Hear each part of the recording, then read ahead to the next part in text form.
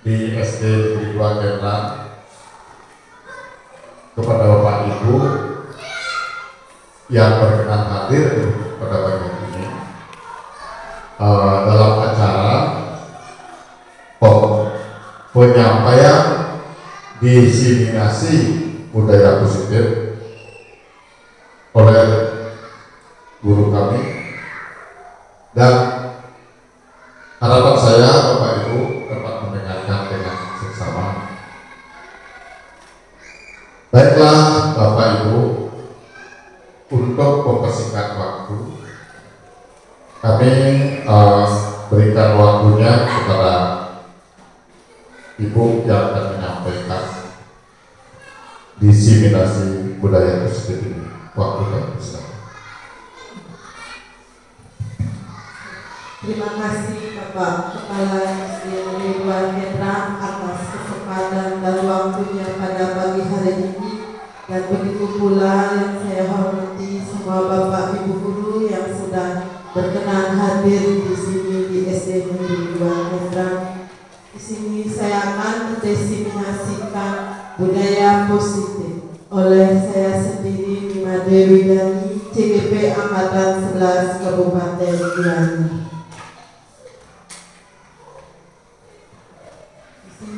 Adapun konsep utama budaya positif, yang pertama adalah perubahan paradigma, adapun disiplin positif, ada motivasi, hukuman dan penghargaan, ada kebutuhan dasar manusia, posisi kontrol restitusi, keyakinan kelas dan segitiga restitusi.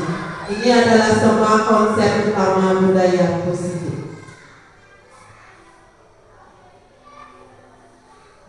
Adapun perubahan paradigma, masih ingatkah Bapak Ibu dengan tujuan pendidikan menurut Ki Hajar Dewantara? Bapak Ibu yang saya hormati bisa memberikan pendapatnya. Saya persilakan.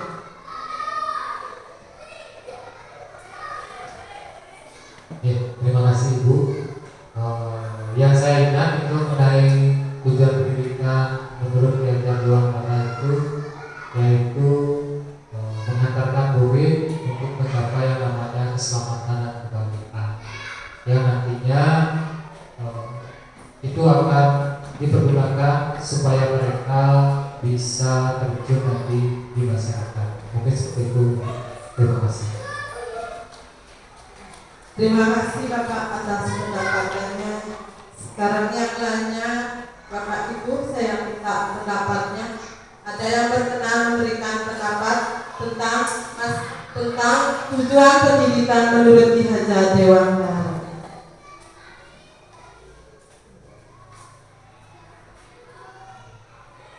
Ya, kalau gitu saya lanjutkan. Nanti di sini Ki Hajar Dewantara, ya, beliau menyatakan bahwa tujuan pendidikan ialah menuntut segala kodrat yang dimiliki oleh anak untuk mencapai keselamatan dan kebahagiaan yang setinggi-tingginya, baik sebagai manusia maupun sebagai anggota masyarakat. Sekolah merupakan tempat bersemainya benih-benih kebudayaan dan karakter positif. Jadi inilah tujuan dari pendidikan menurut Ki Hajar Dewantara.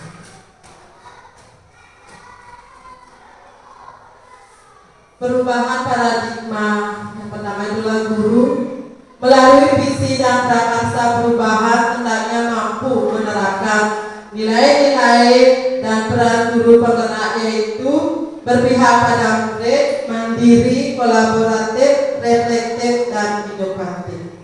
Sangat penting untuk dapat menerapkan nilai dan peran guru penggerak untuk dapat menuntut murid sesuai dengan kodratnya dan menebalkan nilai-nilai positif yang dimiliki murid.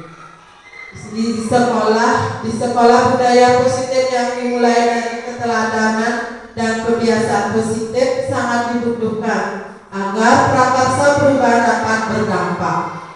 Budaya positif mengandung nilai-nilai kebajikan yang diyakini akan membentuk murid memiliki karakter profil pelajar Pancasila.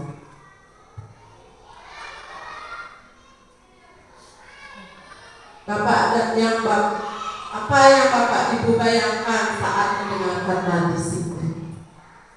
Bapak Ibu, saya minta lagi pendapatnya. Siapa yang berkenan memberikan pendapatnya?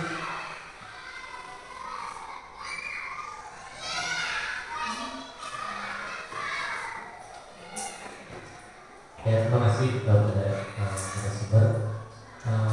Mendengar kata disiplin itu mungkin di kepala saya tentunya penting. Mungkin itu dari saya, dari teman-teman yang lain.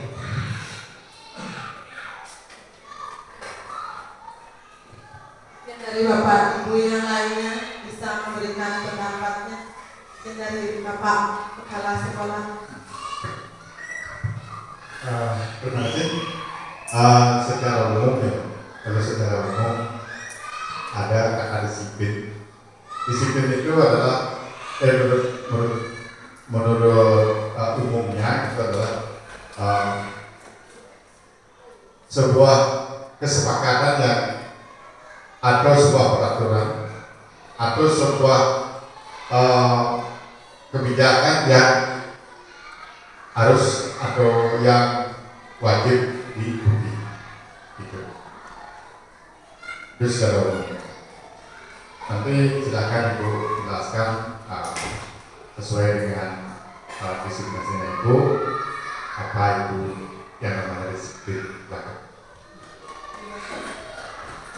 Terima kasih Bapak Kepala Sekolah atas pendapatannya yang saya di sini. Di sini saya tuliskan bahwa disiplin positif.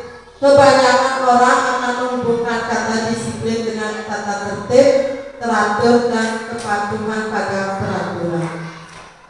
Dalam budaya kita, makna kata disiplin dimaknai menjadi suatu yang dilakukan seseorang pada orang lain untuk mendapatkan kepatuhan. Kita cenderung menghubungkan kata disiplin dengan ketidaknyamanan. Jika seseorang yang memiliki disiplin diri, berarti mereka bisa bertanggung jawab terhadap apa yang dilakukannya karena mendasarkan tindakan mereka pada nilai-nilai kebajikan universal norma yang dianggap positif. Nah, itu adalah menurut saya tentang disiplin positif.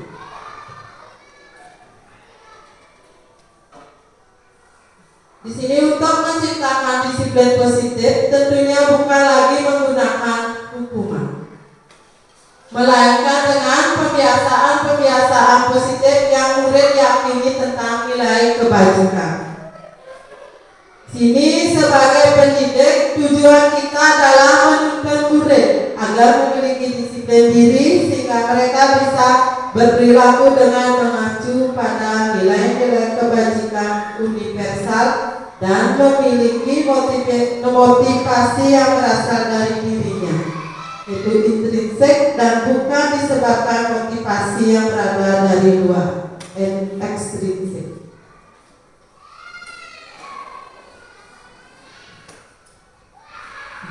Bapak Ibu, mari kita tanyakan ke diri kita sendiri, apa yang mendasari kita berperilaku? Mengapa kita melakukan suatu perbuatan? Silakan Bapak Ibu, ada yang bisa memberikan pendapatnya? Mengapa? Apa yang mendasari kita berperilaku? Terus mengapa kita melakukan suatu perbuatan? Ya. Terima kasih. Mari kita tanyakan pada diri sendiri apa yang mendasari kita berperilaku. Mengapa kita melakukan suatu perbuatan? Mungkin menurut pendapat saya itu karena adanya motivasi atau visi yang kita lihat ini harus kita lakukan. Mungkin itu dari saya. Terima kasih. Terima kasih Bapak atas pendapatnya. Bapak Ibu yang lain bagaimana, apakah berkenan memberikan pendapatnya?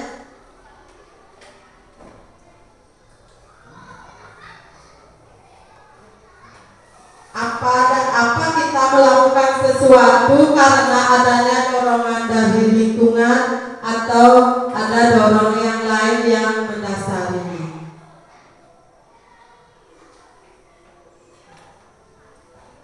Terkadang kita melakukan sesuatu karena kita menghindari rasa sakit atau ketidaknyamanan. Terkadang kita juga melakukan sesuatu untuk mendapatkan apa yang kita mau. Bapak Ibu selama ini datang ke sekolah tepat waktu. Kalau boleh saya tahu apa alasan Bapak Ibu datang ke sekolah tepat waktu? Bapak Ibu. Terima kasih Bu. Jadi kalau saya selama ini datang ke sekolah, berusaha datang tepat waktu, karena saya meyakini dengan cara melakukan itu saya bisa berikan contoh kepada murid. Kemudian hal-hal yang saya lakukan tersebut ketika dicontohkan oleh murid, maka itu akan berdampak nanti pada diri murid untuk bisa menjadikan sebuah kebiasaan. Itu seperti itu. Terima kasih. Terima kasih Bapak. Artinya Bapak mempunyai nah untuk Bapak Ibu yang dari Bapak Kepala Sekolah, silakan. Sebenarnya kalau datang tepat waktu ke sekolah, kalau saya karena ada sesuatu yang saya akan cari, gitu. Kemudian masalah datang ke sekolah tepat waktu itu di samping kewajiban itu, kita kan wajib misalnya masuk jam 7.30. Kita berusaha tepat waktu karena kalau tidak sesuai dengan tepat waktu, maka saya akan kehilangan sesuatu. Artinya ada sesuatu yang akan saya cari. Tuh. Terima kasih Bapak atas penjelasan. Ini adapun motivasi perilaku manusia. Apakah karena takut ditegur oleh atasan, takut mendapat hukuman, apakah ingin mendapat pujian, ingin mendapatkan pengakuan atau penghargaan? Nah, di sini ada menghindari ketidaknyamanan dan hukuman, mendapat imbalan atau penghargaan dari orang lain. Nah, di sini adalah motivasinya dari eksternal, berarti dari luar. Sedangkan yang dari dalamnya adalah apakah ingin menghargai diri sendiri dan menjadi teladan bagi murid-murid, menghargai nilai-nilai kebajikan dari diri sendiri. Itu adalah motivasi dari internal, dari dalam diri sendiri.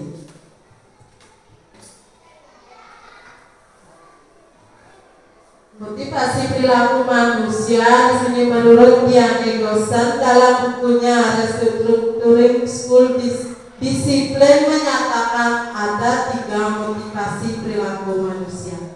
Yang pertama di sini adalah untuk menghindari ketidaknyamanan atau hukuman.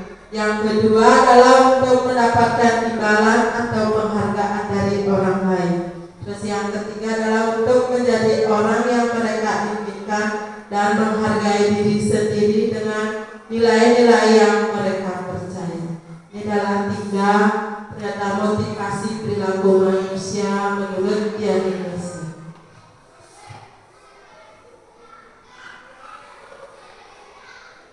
Misalnya adalah motivasi merupakan dorongan yang timbul pada diri seseorang secara sadar atau tidak sadar untuk melakukan suatu tindakan dengan tujuan tertentu. Itu adalah dengan tujuan tertentunya di sini adalah menghindari ketidaknyamanan dan hukuman. Dan mungkin murid-murid melakukan disiplin diri karena ia takut dihukum. Ia merupakan motivasi eksternal, ekstrinsik. Terus yang adalah mendapat imbalan dan penghargaan dari orang lain. Murid melakukan disiplin diri karena ia ingin mendapat imbalan. Ini merupakan motivasi ekstrinsik. Terus menghargai nilai-nilai kebajikan diri sendiri. Murid melakukan disiplin diri karena sadar akan nilai kebajikan dirinya. Ini merupakan motivasi intrinsik.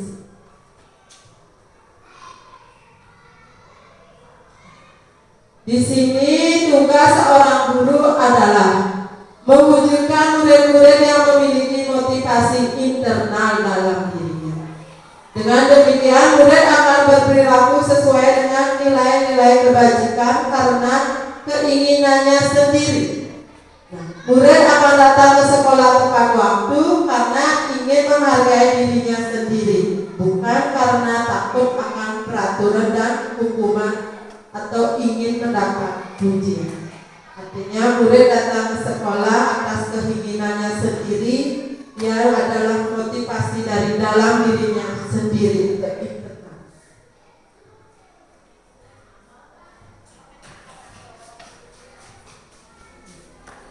Selanjutnya di sini saya akan menyampaikan tentang kebutuhan dasar manusia. Kebutuhan dasar manusia dengan setiap tindakan memiliki tujuan, melakukan usaha terbaik pemenuhan kebutuhan dasar. Sini ada pun bagian-bagian dari kebutuhan dasar manusia. Ada yang pertama bertahan hidup, yang kedua kasih sayang dan rasa terima, terus yang ketiga adalah penguasaan, yang keempat adalah kebebasan, yang kelima adalah kesenangan. Inilah ada 5 kebutuhan dasar manusia yang harus melakukan usaha terbaik untuk pemenuhan kebutuhan dasar.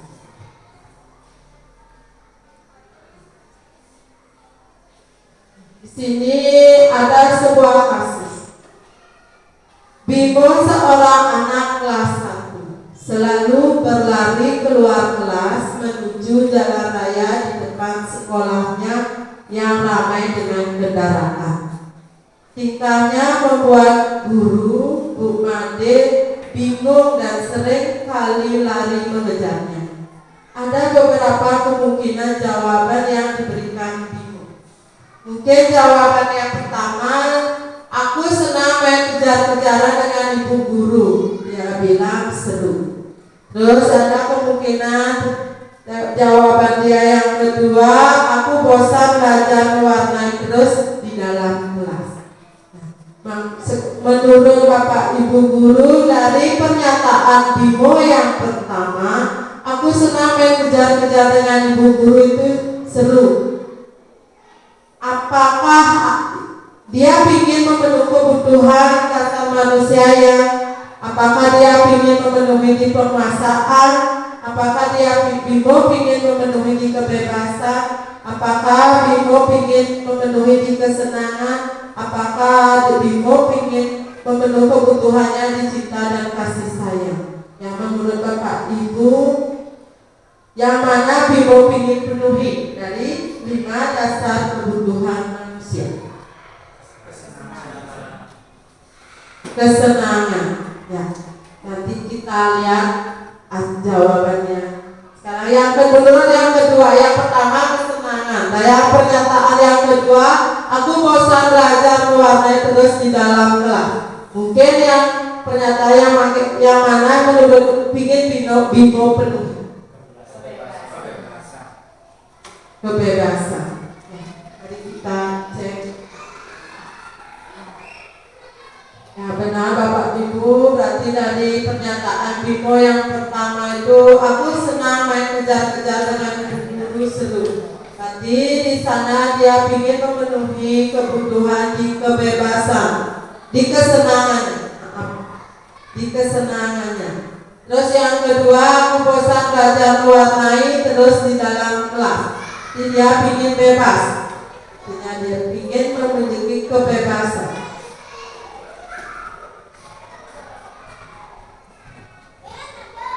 Untuk selanjutnya kita extracting sebentar Bapak Ibu. Di sini saya akan melakukan extractingnya dengan kebalikan ya. Kebalikannya artinya panjang menjadi pendek, pendek menjadi panjang. Nanti untuk namanya saya pakai cacing itu pendek, tapi saya minta kebalikannya, dia cacingnya jadi panjang. Kalau ularnya panjang, jadi ularnya pendek. Begitupun juga gerakannya, kebalikan. Dimana Bapak Ibu bisa melanjutkan, kita buat speaking dulu. Mohon untuk Bapak Ibu untuk berdiri.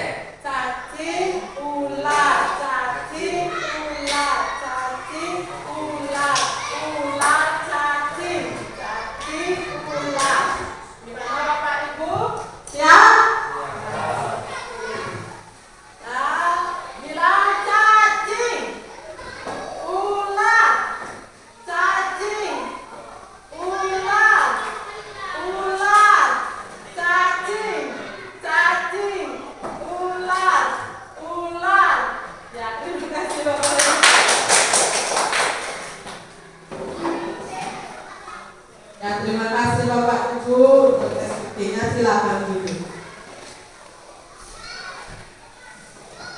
Sekarang saya lanjutkan kembali. Ya, di sini untuk selanjutnya adalah hukuman dan penghargaan. Di sini ada hukuman, mungkin dengan melakukan hukuman, karena mungkin kalau murid kita hukum, dia mungkin merasa menyakitkan, yang bisa tidak nyaman, murid menjadi takut, memaksa, murid menyembunyikan kesalahan, murid menjadi rendah diri. Mungkin dengan melakukan hukuman ini yang dirasakan oleh murid-murid kita.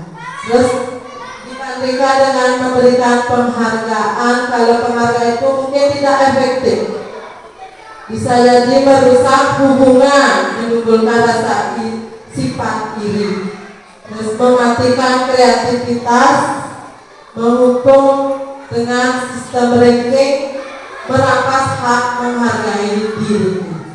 Ini adalah dari bagian penghargaan. Nah, di sini sebuah ada tindakan guru.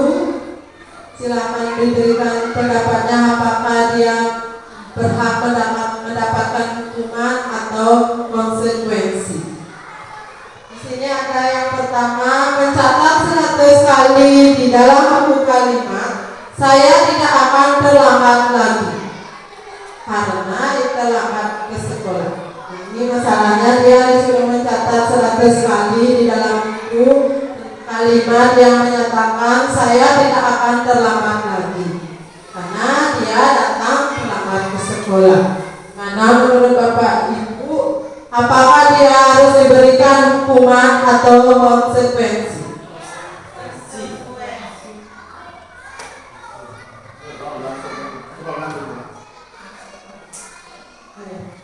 Dan yang pertama itu, nah, yang selanjutnya adalah lari mengelilingi lapangan basket 2 kali karena terlambat hadir di sekolah. Yang ketiga adalah murid diminta untuk push up atau 15 kali karena tidak menggunakan masker ke sekolah. Menggantikan kertas tugas teman yang telah dicoret-coret. Membersihkan tumpahan air di meja tulis karena tersenggol pada saat belajar. Ya, murid disuruh untuk mengenakan sepatu seharian di sekolah karena tidak mengenakan sepatu hitam. Terus yang terakhir, lari mengelilingi lapangan basket 2 kali karena terlambat 10 menit untuk pelajaran PJOK.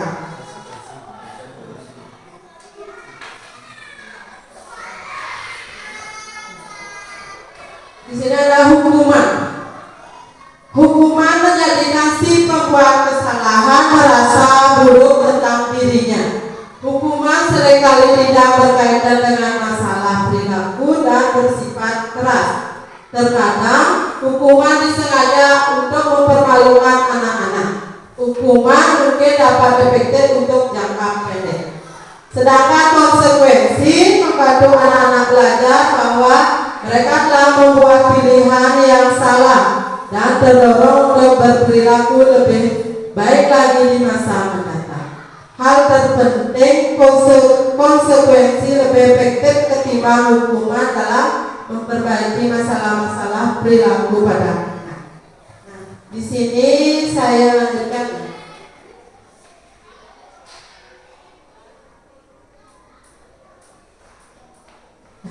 Yang pertama tadi kita mencatat 100 kali di dalam buku kalimat. Saya tidak akan terlambat lagi karena terlambat ke sekolah. Kalau di sini tadi ada bilang Bapak Ibu menyebutkan dia harus diberikan hukuman atau konsekuensi.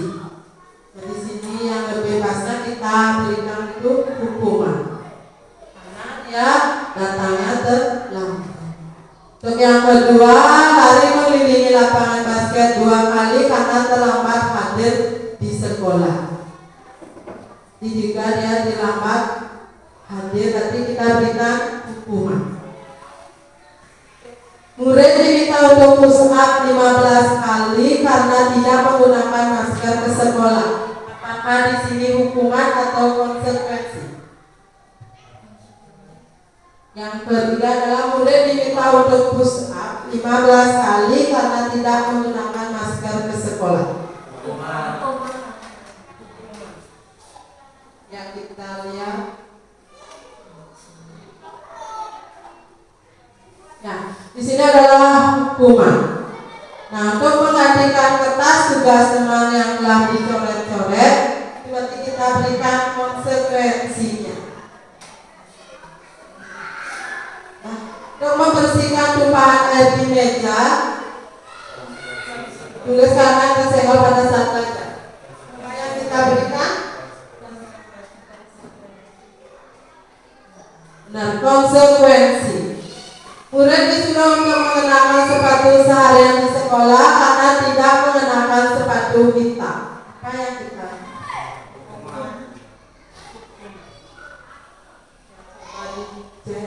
Ya, di sini adalah hukuman. Lestari keliling lapangan basket 2 kali karena terlambat 10 menit untuk pelajaran PJOK. Ya, kita cek lagi ya. Konsekuensi karena dia datangnya 10 menit untuk pelajaran PJOK.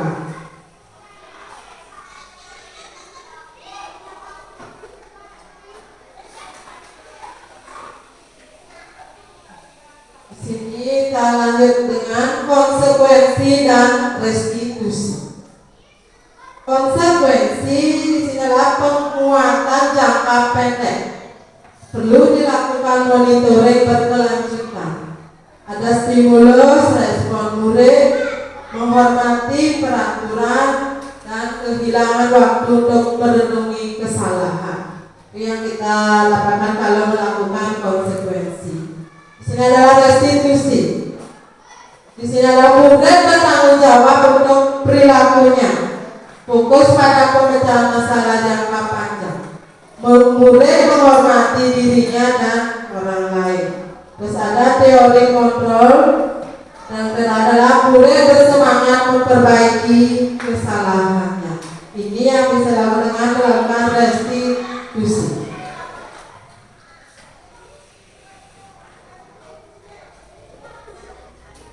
Dapur di sini konsep pendekatan restitusi.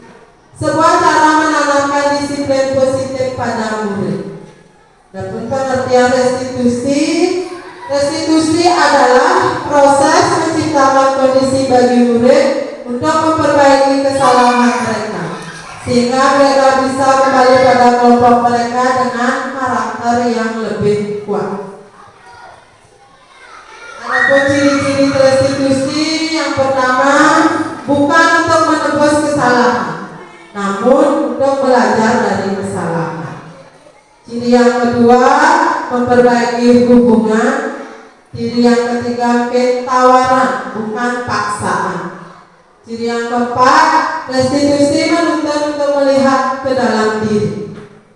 Restitusi yang kelima, mencari kebutuhan dasar yang mendasari tindakan.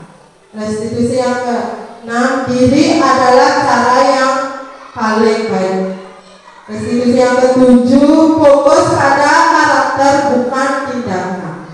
Restitusi yang ke-8 fokus pada solusi.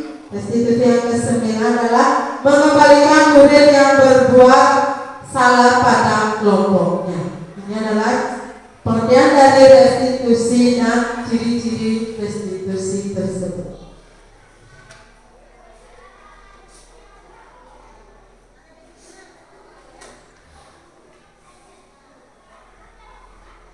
Di sini ada pun perbedaan dengan contoh kasus, siswa sering tidak mengerjakan PR.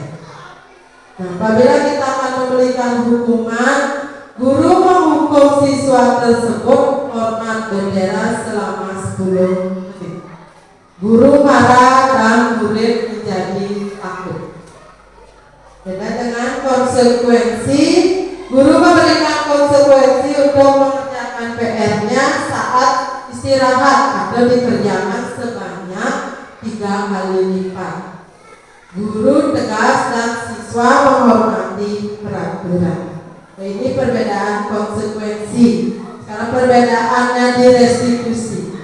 Guru menanyakan keyakinan kelas atau dirinya dan membantu siswa menyelesaikan masalahnya. Guru terbuka dan siswa menghormati dirinya dan orang lain. Ini adalah perbedaan dari kasus tentang siswa sering tidak mengerjakan PR. Mungkin dengan memberikan hukuman, memberikan konsekuensi, dan memberikan restitusi.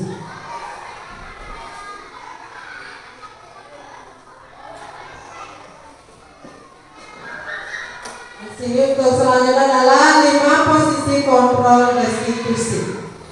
Ada guru sebagai di sini posisi sebagai penghukum, guru posisi sebagai pembuat rasa bersalah, guru sebagai teman, guru sebagai pemantau, guru sebagai manajer.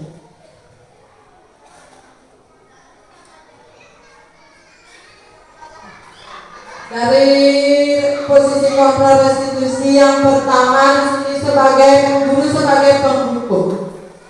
Seorang penghukum bisa menggunakan hukuman fisik maupun verbal.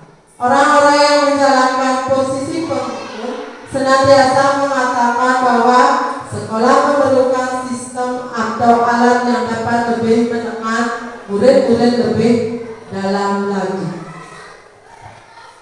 Guru-guru yang menerapkan posisi penghukum akan berkata, ya mungkin katanya yang pertama, patuhi aturan saya atau awas. Kamu selalu saja salah. Selalu pasti selalu yang terakhir selesai. Guru seperti ini senantiasa percaya hanya ada satu cara agar pembelajaran bisa berhasil, yaitu caranya dia. Artinya guru itu selalu menerapkan posisi menghukum. Dengan kata-katanya mungkin agak keras, patuhi aturan saya atau awas. Kamu selalu salah. Selalu pasti selalu terakhir selesai. Gurunya selalu dengan caranya dia sendiri menyelesaikan suatu pembelajaran. Nah, posisi yang kedua adalah pembuat rasa bersalah. Pada posisi ini biasanya guru akan bersuara lebih lembut. Pembuat rasa bersalah akan menggunakan keheningan yang membuat orang lain merasa tidak nyaman, bersalah atau rendah diri. Contoh kata-kata yang keluar dengan lembut seperti, Ibu sangat kecewa sekali dengan kamu. Berapa kali Bapak harus beritahu kamu ya? Gimana coba kalau orang tua kamu tahu kamu berbuat begini? Nah, di posisi ini murid akan memiliki penilaian diri yang buruk tentang diri mereka. Murid merasa tidak berharga. telah mengecewakan orang-orang yang disayangi. Artinya di sini di pembuatan sang bersalah, biasanya guru mengeluarkan kata-katanya yang lembut, artinya membuat anak itu merasakan apa yang merasa tidak nyaman, merasa bersalah, rendah diri.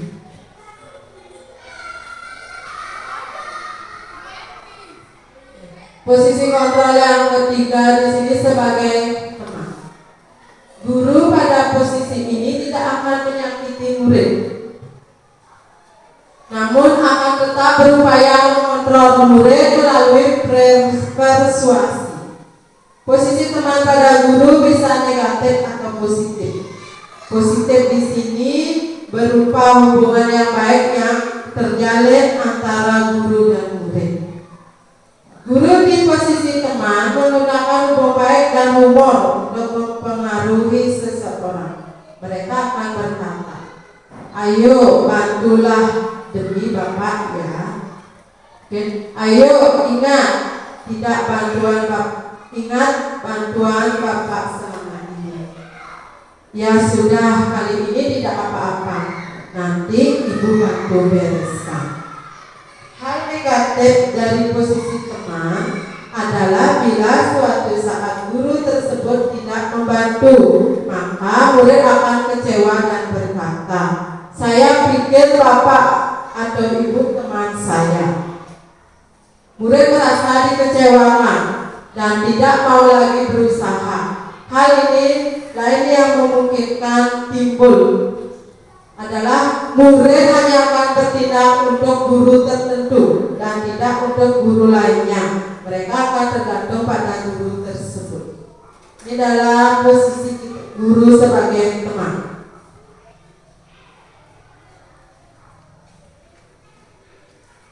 Selanjutnya posisi kontrol restitusi yang keempat di sini adalah sebagai pemantau. Memantau berarti mengawasi.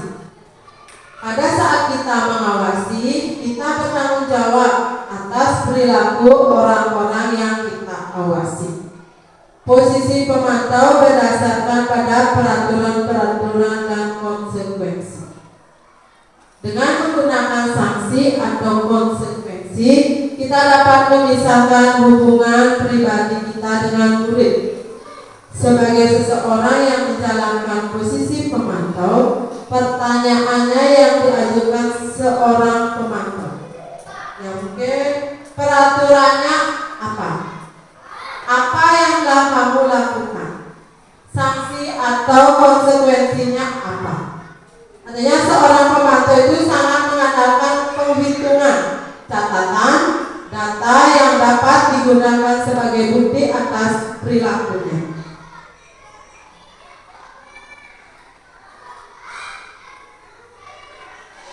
Di posisi kontrol yang kelima di sini sebagai manajer adalah posisi di mana guru berbuat sesuatu bersama dengan murid, mempersilakan murid mempertanggungjawabkan perilakunya, mendukung murid agar dapat menemukan solusi atas permasalahannya sendiri. Seorang manajer telah memiliki keterampilan di posisi teman maupun pemantau, dan dengan demikian bisa jadi di waktu-waktu tertentu kembali kepada kedua posisi tersebut bila diperlukan. Namun bila kita menginginkan murid-murid kita menjadi manusia yang merdeka, mandiri dan bertanggung jawab, maka kita perlu mengacu kepada restitusi yang dapat menjadikan murid kita seorang manajer bagi dirinya sendiri.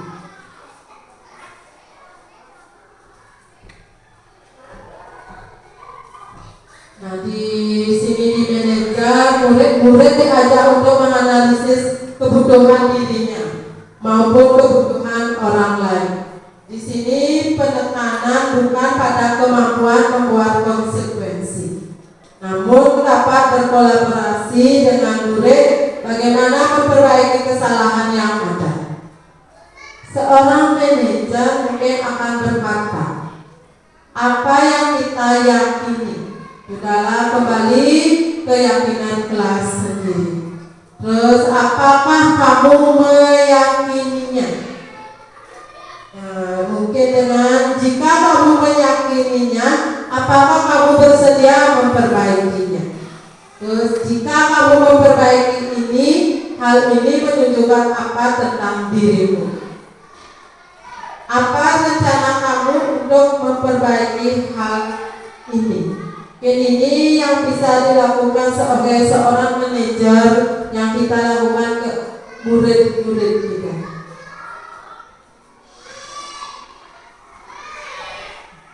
Di sini tugas seorang manajer itu bukan untuk mengatur perilaku seseorang. Kita membimbing murid untuk dapat mengatur dirinya.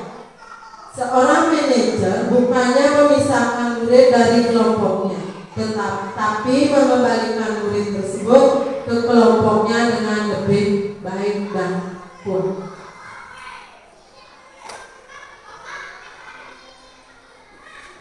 Di sini ada contoh penerapan 5 posisi kontrol guru. Ada sebuah kasus siswa tidak memakai atribut lengkap saat upacara bendera. Guru sebagai posisi di penghukum berkata, patuhi aturan sekolah lalu berdiri di depan barisan. Membuat merasa bersalah, berapa kali Bapak harus memberitahu kamu Bapak kecewa sama kamu. Jadi posisi teman, ayolah yang tertib, buat Bapak bangga, kali ini tidak apa-apa salah. Kalau di posisi pemantau, kamu sudah melanggar apa peraturan dan konsekuensinya. Jadi posisi manajer, apakah kamu tahu kesalahan? Kira-kira bagaimana kamu akan memperbaiki kesalahan ini?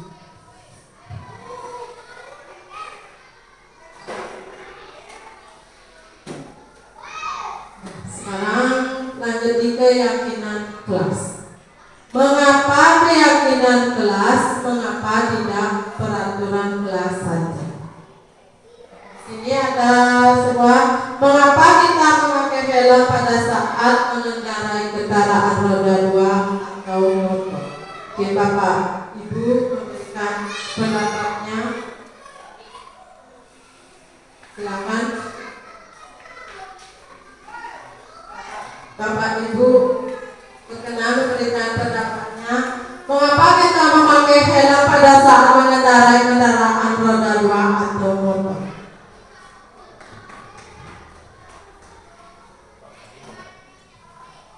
Terima kasih atas kesempatannya. Kalau ada pertanyaan mengapa kita memakai helm pada saat mengendarai kendaraan roda 2 atau motor, berdasarkan pendapat saya pribadi, yang pertama itu sesuai dengan aturan. Kalau kita memakai kendaraan pasti memakai jalan raya. Nah, jalan raya itu ada aturan juga yang berlaku. Nah, itu yang pertama. Terus yang kedua, untuk melindungi kepala kita. Nah, itu juga untuk kepentingan kita sendiri nantinya. Mungkin dari yang itu ya. Terima kasih Bapak. Ya, Bapak dari Bapak.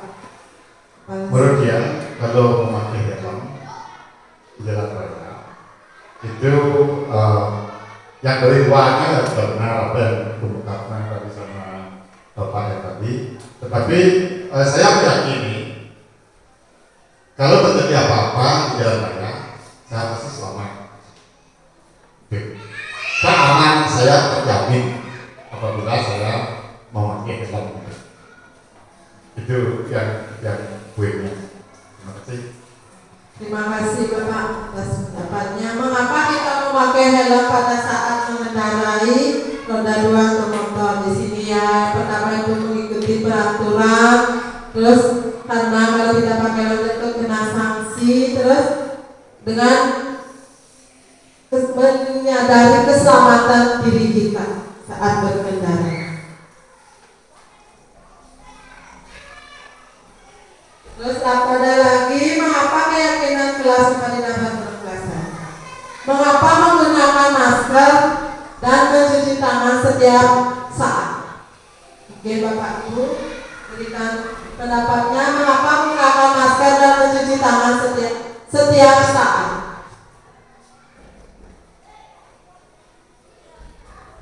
Silakan Bapak. Dari Bapak.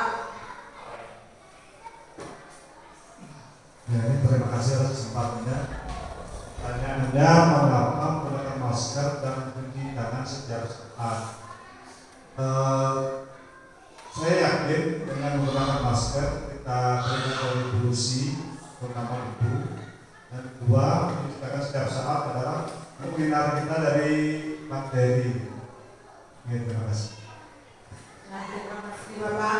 Jadi Bapak meyakini menggunakan masker dan mencuci tangan setiap saat itu membuat tubuh kita menjadi tetap sehat.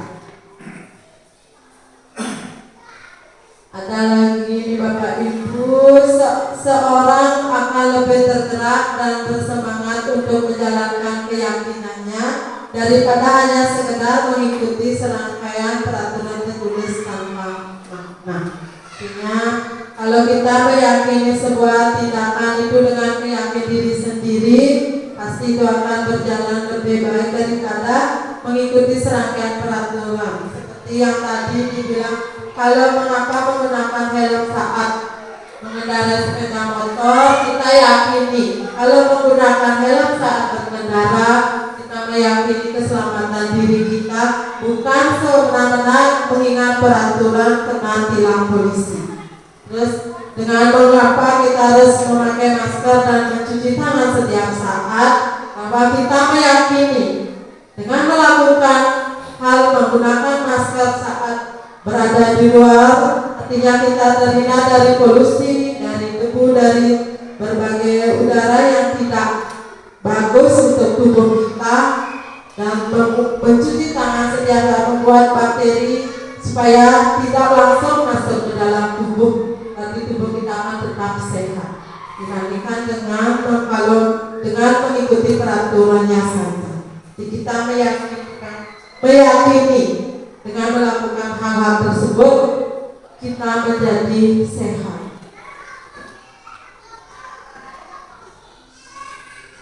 Murid-murid pun demikian. Mereka perlu mendengarkan dan memahami arti sesungguhnya tentang peraturan-peraturan yang diberikan. Apa nilai-nilai kebajikan di balik peraturan tersebut? Apa tujuan utamanya? Sehingga tidak hanya sekedar mengikuti serangkaian peraturan-peraturan yang mengatur mereka tanpa memahami nilai tujuannya. Keyakinan kelas dibuat secara bersama-sama dengan seluruh siswa yang mempunyai nilai-nilai kebajikan yang dapat dipercaya. Keyakinan kelas merupakan salah satu disiplin positif yang dapat untuk diterapkan dalam membangun budaya positif di lingkungan sekolah.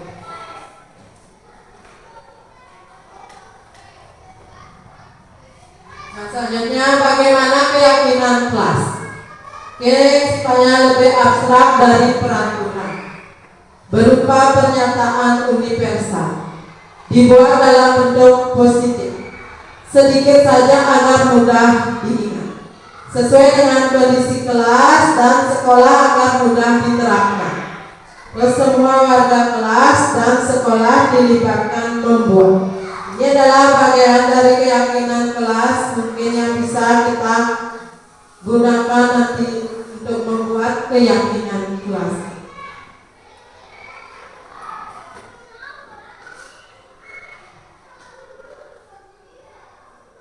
Nah, di sini ada sebuah peraturan, ada keyakinan kelas. Selalu kembalikan buku ke tempatnya. Dilarang mengganggu orang lain. Hadir di sekolah 15 menit sebelum pembelajaran dimulai. Dilarang melakukan kekerasan. Dilarang menggunakan narkoba, bergantian atau menunggu giliran, gunakan masker, jangan berlari di kelas atau koridor. Di sini adalah semua peraturan. Nah, bagaimanapun keyakinan kelasnya. Yang pertama di sana adalah selalu kembalikan buku ke tempatnya. Arti keyakinan kelas mungkin yang kita bisa lakukan adalah anak-anak memiliki tanggung jawab untuk mengembalikan bukunya ke tempatnya. Kalau dilarang mengganggu orang lain, menurut Bapak Ibu, apakah yang bisa diyakini untuk diyakini di kelas?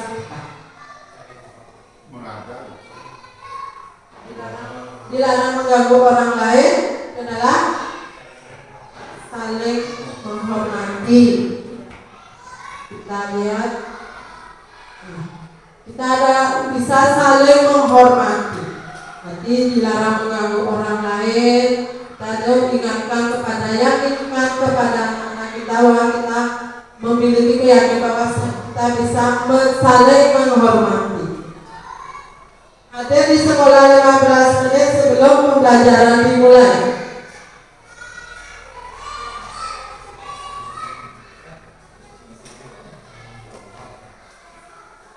Bapak Ibu, ya mari kita coba cek. Di sini mungkin dengan hadir di sekolah 15 menit sebelum pembelajaran dimulai, keyakinan kelasnya saling menghormati dan mempunyai komitmen. Terus dilarang melakukan kekerasan. Menghargai. Keyakinan kelasnya mungkin yang bisa kita buat, dilarang melakukan kekerasan.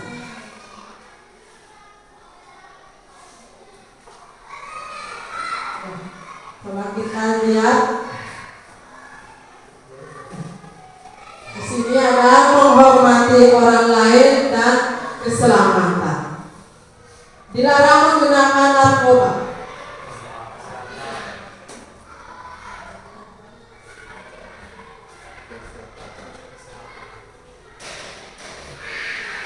Kesehatan kita cek.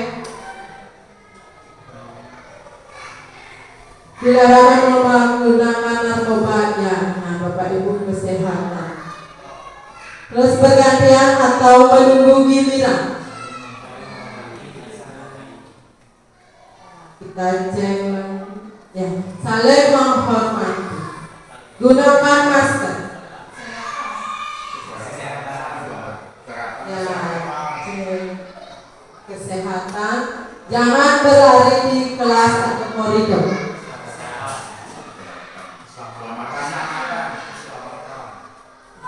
Ini adalah keselamatan dan keamanan. Berarti keyakinan kelas mungkin dengan peraturan yang sudah dibuat seperti ini, kita bisa membuat keyakinan kelasnya dengan mengingatkan ke anak murid-murid kita. Kalau kita selalu kembalikan buku ke tempatnya, kita yakini murid kita mempunyai rasa tanggung jawabnya. Terus dilarang mengganggu orang lain, kita yakini kelas kepada murid kita bahwa mereka itu harus bisa saling menghormati. Terus ada di sekolah 15 menit sebelum pembelajaran dimulai, kita yakini murid kita harus saling menghormati dan mempunyai komitmen untuk datang lebih awal 15 menit. Terus dilarang melakukan kekerasan, kita yakini murid kita bahwa menghormati orang lain dan keselamatan. Dilarang menggunakan narkoba, itu adalah keyakinan kelas dengan kesehatan, bergantian atau menunggu giliran. Itu adalah keyakinan kelas kita saling menghormati, gunakan masker. Keyakinan kelasnya dalam kesehatan dan jangan berlari di kelas atau koridor, keselamatan dan keamanan. Ini dalam keyakinan kelas. Sekarang lanjut. Di sini ada pun pengalaman menerapkan budaya positif. Di sana ada sebuah buat keyakinan kelas bersama murid. Membuat keyakinan kelas juga bersama murid.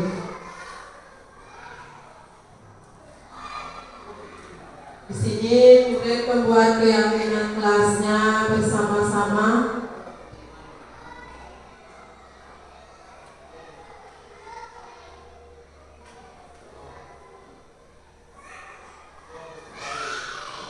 murid menuliskan peraturan kelas, murid berdiskusi menentukan kalimat positif.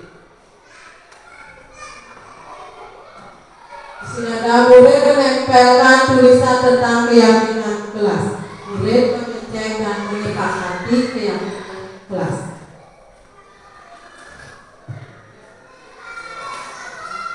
Nah, di sini murid mendesain keyakinan kelas bersama-sama, terus murid menandatangani keyakinan kelas.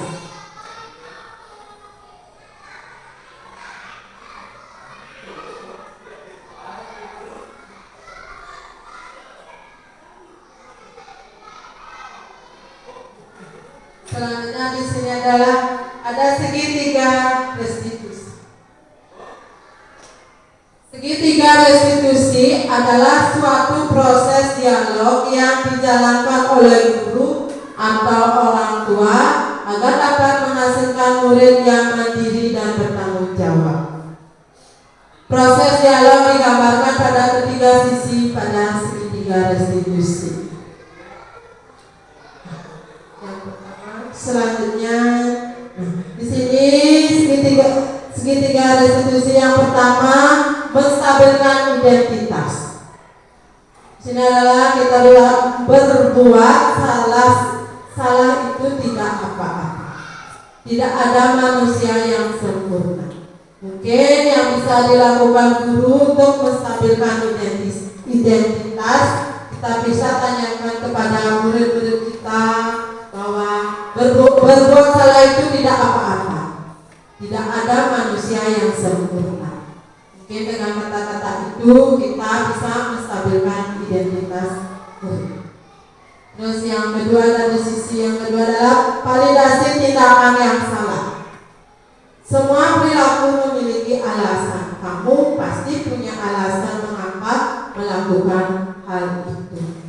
Mungkin ini yang kata-kata yang bisa ditanyakan kepada murid di saat kita berada memvalidasi tindakan yang salah. Terus yang sisi yang ketiga adalah menanyakan keyakinan.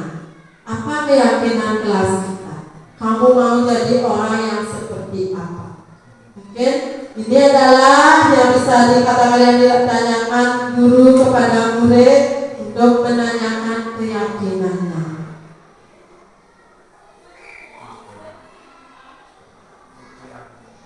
Selanjutnya adalah di sini adalah pengalaman penerapan segitiga restitusi.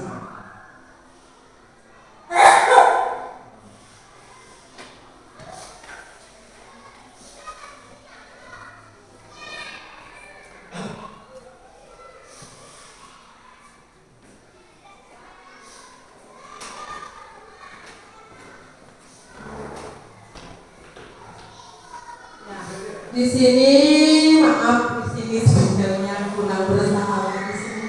Nah, di sini saya melakukan pengalaman kepada seorang siswa. Dia itu datangnya terlambat. Dia di sana saya ajak ngobrol, ditanyakan apa alasan kamu datang terlambat. Apa sebenarnya kalau guru menanyakan bagaimana kalau apa sih hal yang menghambat mereka datang ke sekolah? Mungkin dengan pendekatan itu kita murid bisa jujur situasi apa yang dia alami karena dia bisa datang terlambat dan bagaimana dia akan menyelesaikan permasalahan tersebut atau memperbaiki dengan hal-hal apa.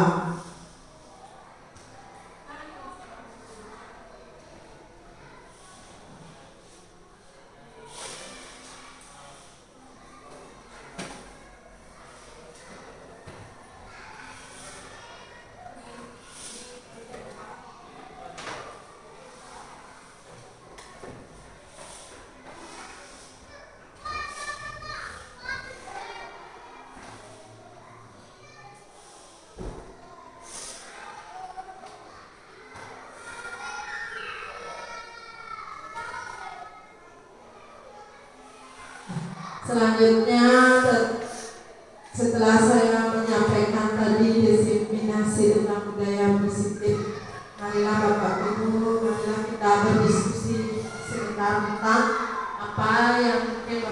Ibu bisa atau berikan tanggapannya kembali kepada saya tentang apa yang telah saya sampaikan tadi. Silakan Bapak Ibu. Ya, mungkin dari Bapak. Silakan.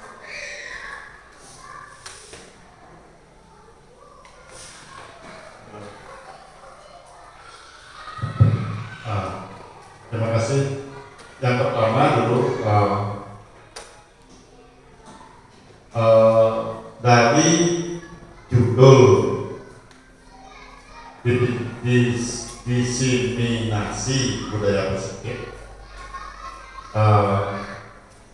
yang saya pertama mau ingin balikkan kembali ke masalahnya. Kalau dibuka itu antara hubungan sekuensi restitusi.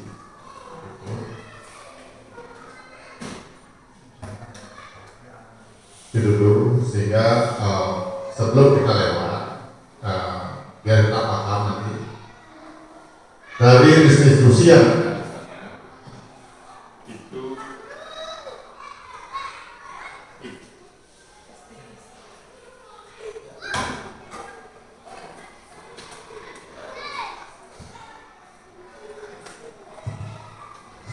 dari restitusi yang ada di sana, yang saya ingin tanyakan atau barangkali Ibu perlu memberikan kejelasan yang lebih jelas,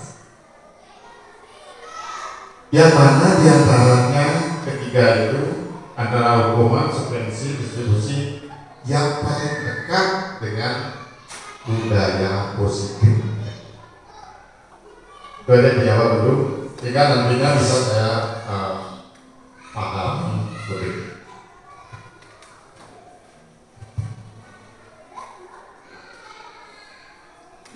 Terima kasih Bapak atas pertanyaannya. Di sini mungkin saya coba menjelaskan bahwa hubungan budaya positif dengan menggunakan restitusi di sini yang saya pikir dengan restitusi karena dengan restitusi, dalam restitusi murid dibuat sadar akan kesalahannya dan membuat murid memperbaiki dari kesalahannya.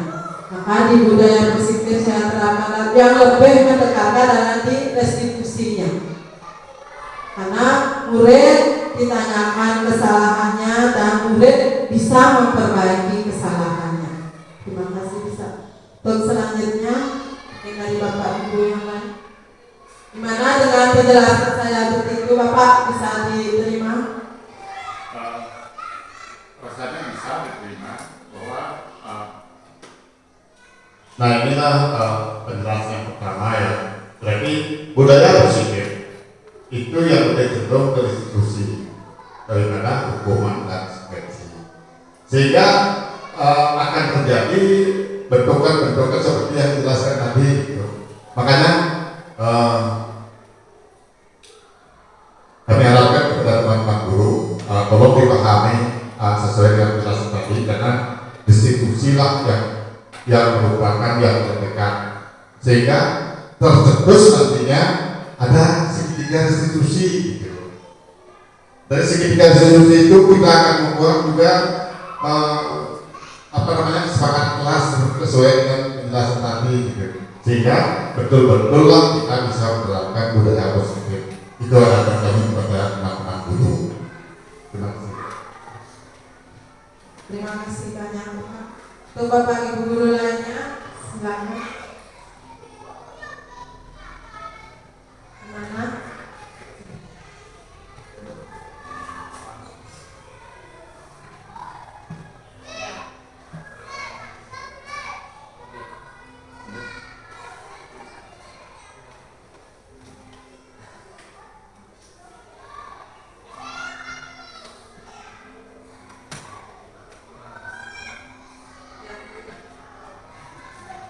Ya,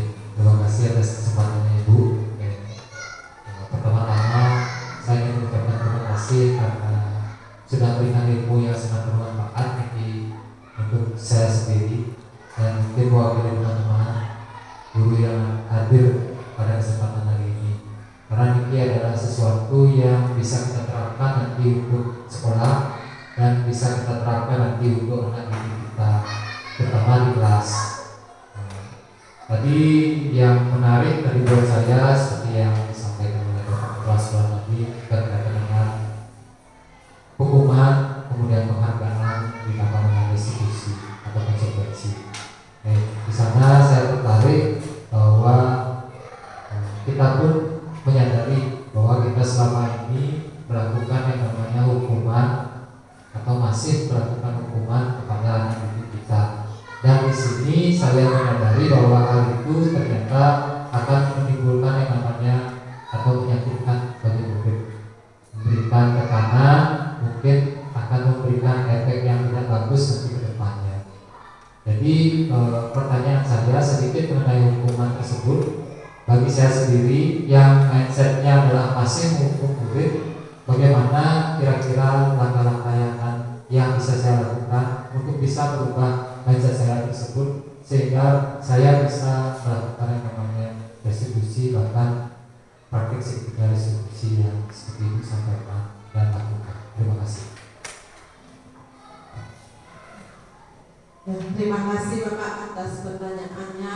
Mungkin mengapa mengubah mindset dari menghukum agar bisa melakukan posisi di restitusi, di sisi restitusi. Ya, mungkin saya jawab dengan kebiasaan Bapak menghukum supaya merubah mindset Bapak dari menghukum menjadi melakukan sisi segitiga restitusi, posisi restitusinya mungkin dengan cara merefleksi diri, terus mengevaluasi alasan dibalik kebiasaan menghukum. Mungkin dengan melakukan refleksi diri, mengapa terus dibalik kebiasaan menghukum.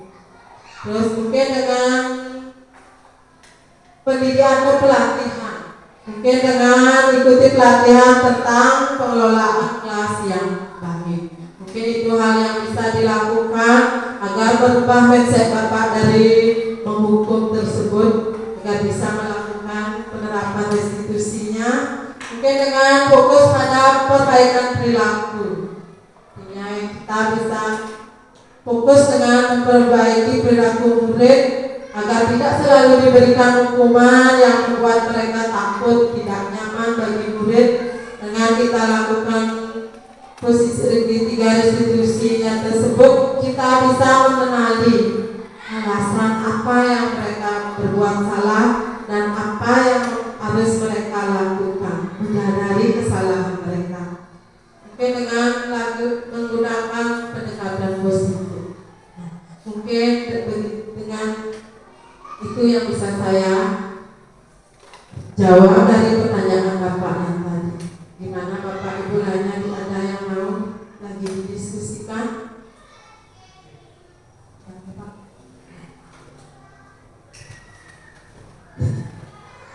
Terima kasih.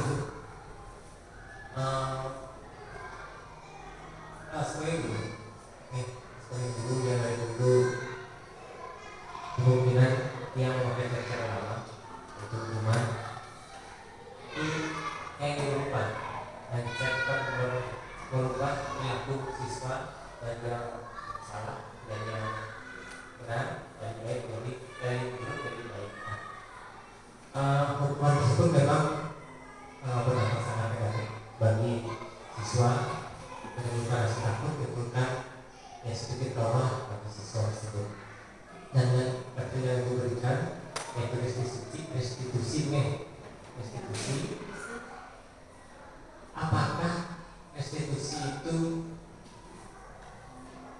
akan selalu berhasil? Nah, jika tidak berhasil, apa yang kita lakukan? Mungkin dari dialog. Terima kasih atas waktunya. Terima kasih Bapak. Mungkin di sini Bapak menanyakan apakah restitusi itu akan selalu berhasil untuk menyelesaikan suatu permasalahan. Ya benar begitu. Ya mungkin restitusi itu tidak menjamin untuk menyelesaikan suatu masalah, tetapi keberhasilan restitusi itu tergantung kembali pada apa faktor-faktor penyebab penyebabnya, baru bisa restitusi itu dinyatakan berhasil. Nah, mungkin dengan kesesuaian dan keadilan, dengan kita menanyakan apa sih kesesuaiannya dari hal atau dari permasalahan murid tersebut dengan keadilan yang mereka harus dapatkan. Oke, dengan komitmen dengan pihak terlibat, yang komitmen, terus kemampuan dan kesediaan pihak yang bertanggung jawab. Terus ada lagi komunikasi dan negosiasi. Mungkin itu faktor-faktor yang mungkin bisa dilakukan agar restitusi itu berjalan dengan berhasil untuk di dalam menyelesaikan suatu permasalahan. Ya, ada Bapak, apakah ada lagi Bapak Ibu yang lainnya? Sudah cukup untuk berdiskusinya. Ya, untuk selanjutnya mungkin saya akan di sini sudah ada ya, sini mungkin ya Bapak dari Bapak Mas untuk penguatan. Terima kasih banyak atas penyampaiannya. Begitu Ibu Guru tadi menyampaikan dengan tegas, serta ada beberapa hal yang disampaikan pada saat ini yang barangkali merubah paradigma guru dari paradigma lama menjadi paradigma yang baru.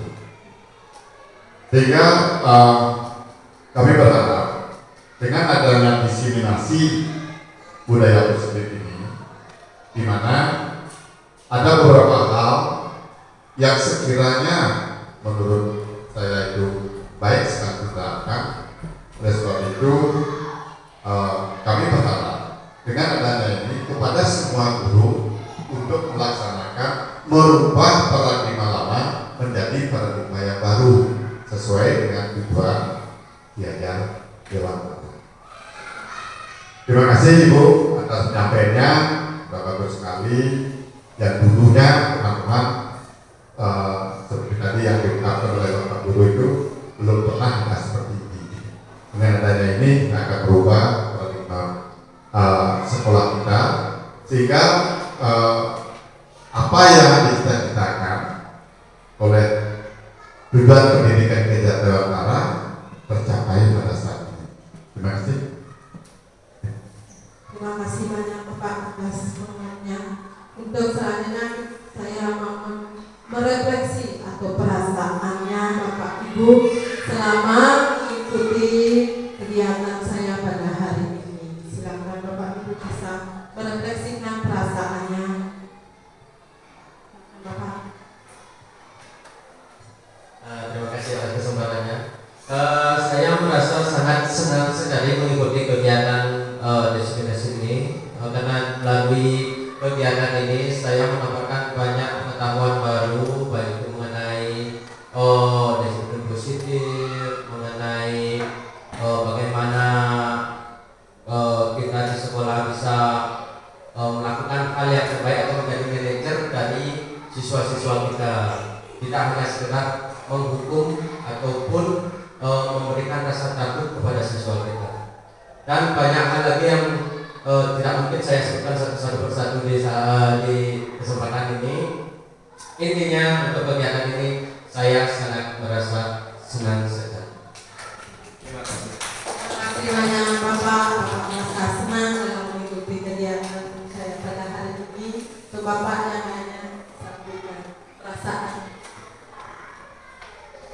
Terima kasih Ibu izin menyampaikan bagaimana perasaan yang jadi dari kegiatan ini saya merasa bersama seperti yang tadi Bapaknya sampaikan bahwa kita bersemangat di sini untuk melakukan sesuatu yang nantinya mungkin akan kita lakukan di kelas kita masing-masing, kemudian akan berdampak nanti untuk murid. Jadi tentu saya bersemangat dan merasa senang sudah diberikan kesempatan untuk mengikuti kegiatan seperti ini. Kemudian tadi banyak hal yang menarik yang saya temukan dari penyampaian yang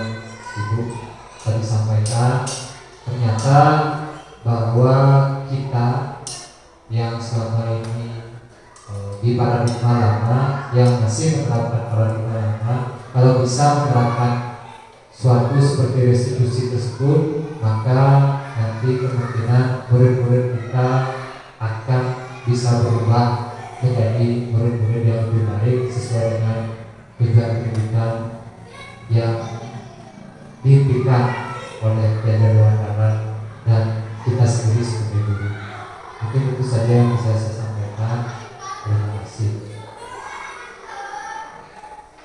Terima kasih banyak Bapak untuk perasaannya yang saya sangat senang. Dan di akhir kegiatan pada hari ini saya ucapkan banyak-banyak terima kasih kepada Bapak Ibu yang sudah berkenan hadir pada hari ini dan mengikuti kegiatan saya sampai selesai. Maka kegiatan hari ini saya akhiri dengan